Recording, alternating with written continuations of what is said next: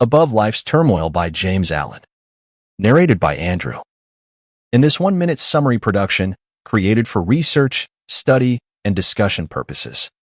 This adaptation of the content, making it accessible for a brief yet informative overview. The intention is to provide efficient resource for those looking to engage with the ideas presented in James Allen work. Chapter 15. Self-discipline. A man does not live until he begins to discipline himself. He merely exists. Like an animal, he gratifies his desires and pursues his inclinations just where they may lead him. He is happy as a beast is happy, because he is not conscious of what he is depriving himself. He suffers as the beast suffers, because he does not know the way out of suffering.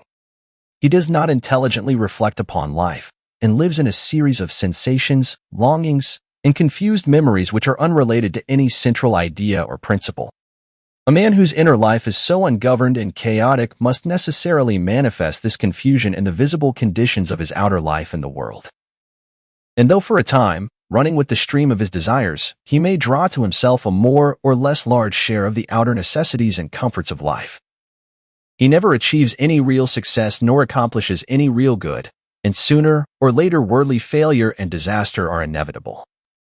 As the direct result of the inward failure to properly adjust and regulate those mental forces which make the outer life. Before a man accomplish anything of an enduring nature in the world, he must first of all acquire some measure of success in the management of his own mind. This is as mathematical a truism as that 2 and 2 are 4, out of the heart are the issues of life. If a man cannot govern the forces within himself, he cannot hold a firm hand upon the outer activities which form his visible life. On the other hand, as a man succeeds in governing himself, he rises to higher and higher levels of power and usefulness and success in the world. The only difference between the life of the beast and that of the undisciplined man is that the man has a wider variety of desires and experiences a greater intensity of suffering. It may be said of such a man that he is dead, being truly dead to self-control, chastity, fortitude, and all the nobler qualities which constitute life. In the consciousness of such a man the crucified Christ lies entombed, awaiting that resurrection which shall revivify the mortal sufferer, and wake him up to a knowledge of the realities of his existence. With the practice of self-discipline a man begins to live, for he then commences to rise above the inward confusion and to adjust his conduct to a steadfast center within himself. He ceases to follow where inclination leads him, reins in the steed of his desires, and lives in accordance with the dictates of reason and wisdom. Hitherto his life has been without purpose or meaning, but now he begins to consciously mold his own destiny. He is clothed and in his right mind. In the process of self-discipline there are 3 stages, namely: control, purification, relinquishment. A man begins to discipline himself by controlling those passions which have hitherto controlled him. He resists temptation and guards himself against all those tendencies to selfish gratifications which are so easy and natural, and which have formerly dominated him. He brings his appetite into subjection and begins to eat as a reasonable and responsible being, practicing moderation and thoughtfulness in the selection of his food, with the object of making his body a pure instrument through which he may live and act as becomes a man, and no longer discarding that body by pandering to gustatory pleasure. He puts a check upon his tongue, his temper, and, in fact, his every animal desire and tendency, and this he does by referring all his acts to a fixed center within himself. It is a process of living from within outward, instead of, as formerly, from without inward. He conceives of an ideal, and, enshrining that ideal in the sacred recesses of his heart, he regulates his conduct in accordance with its exaction and demands. There is a philosophical hypothesis that at the heart of every atom and every aggregation of atoms in the universe there is a motionless center which is the sustaining source of all the universal activities. Be this as it may, there is certainly in the heart of every man and woman a selfless center without which the outer man could not be, and the ignoring of which leads to suffering and confusion. This selfless center which takes the form, in the mind, of an ideal of unselfishness and spotless purity, the attainment of which is desirable, is man's eternal refuge from the storms of passion and all the conflicting elements of his lower nature. It is the rock of ages, the Christ within, the divine and immortal in all men. As a man practices self-control, he approximates more and more to this inward reality, and is less and less swayed by passion and grief, pleasure and pain, and lives a steadfast and virtuous life, manifesting manly strength and fortitude. The restraining of the passions, however, is merely the initial stage in self-discipline and is immediately followed by the process of purification. By this a man so purifies himself as to take passion out of the heart and mind altogether, not merely restraining it when it rises within him, but preventing it from rising altogether. By merely restraining his passions, a man can never arrive at peace, can never actualize his ideal. He must purify those passions. It is in the purification of his lower nature that a man becomes strong and godlike, standing firmly upon the ideal center within, and rendering all temptations powerless and ineffectual. This purification is effected by thoughtful care, earnest meditation, and holy aspiration.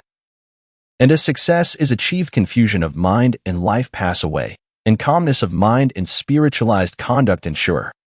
True strength and power and usefulness are born of self-purification, for the lower animal forces are not lost, but are transmuted into intellectual and spiritual energy.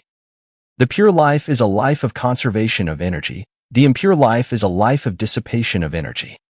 The pure man is more capable, and therefore more fit to succeed in his plans and to accomplish his purposes than the impure. Where the impure man fails, the pure man will step in and be victorious, because he directs his energies with a calmer mind and a greater definiteness and strength of purpose. With the growth in purity, all the elements which constitute a strong and virtuous manhood are developed in an increasing degree of power, and as a man brings his lower nature into subjection and makes his passions do his bidding, just so much will he mold the outer circumstances of his life and influence others for good. The third stage of self-discipline, that of relinquishment, is a process of letting the lower desires and all impure and unworthy thoughts drop out of the mind, and also refusing to give them any admittance, leaving them to perish. As a man grows pure, he perceives that all evil is powerless, unless it receives his encouragement, and so he ignores it and lets it pass out of his life. It is by pursuing this aspect of self-discipline that a man enters into and realizes the divine life, and manifests those qualities which are distinctly divine, such as wisdom, patience, non-resistance, compassion, and love. It is here, also, where a man becomes consciously immortal, rising above all the fluctuations and uncertainties of life, and living in an intelligent and unchangeable peace. By self-discipline, a man attains to every degree of virtue and holiness, and finally becomes a purified son of God, realizing his oneness with the central heart of all things. Without self-discipline, a man drifts lower and lower, approximating more and more nearly to the beast, until at last he grovels, a lost creature, in the mire of his own befoulment. By self-discipline, a man rises higher and higher, approximating more and more nearly to the divine, until at last he stands erect in his divine dignity, a saved soul, glorified by the radiance of his purity. Let a man discipline himself, and he will live. Let a man cease to discipline himself, and he will perish. As a tree grows in beauty, health, and fruitfulness by being carefully pruned and tended, so a man grows in grace and beauty of life by cutting away all the branches of evil from his mind. And as he tends and develops the good by constant and unfailing effort. As a man by practice acquires proficiency in his craft, so the earnest man acquires proficiency in goodness and wisdom.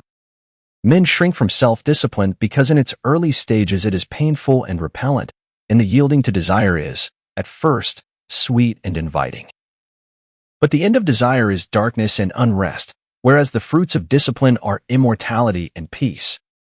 For more audiobook like this, hit the subscribe button and click on the notification bell so you get notified when we post a new audiobook. Thanks for listening.